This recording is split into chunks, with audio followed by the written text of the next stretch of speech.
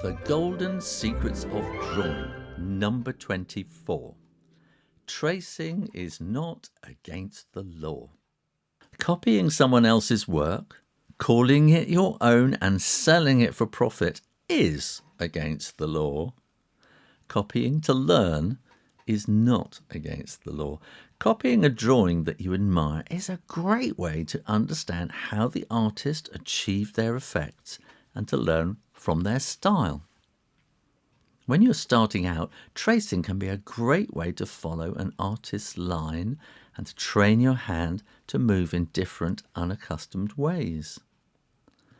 Tracing has a long history as a method of moving from initial sketches to the finished drawing. When Michelangelo painted the Sistine Chapel, he traced his original sketches onto the ceiling. As a book illustrator, I trace and retrace my initial sketches to make them fit the exact spaces in between the text.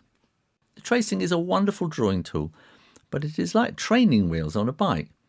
There comes a time when you have to take the wheels off and learn to ride on two wheels only.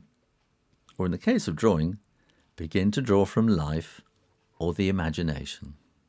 Thanks for watching. Now go and pick up a pencil, any old pencil, and draw something. How about a watermelon?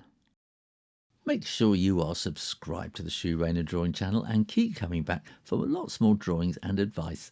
In the meantime, keep drawing, practice, and I'll see you next time. You take care now.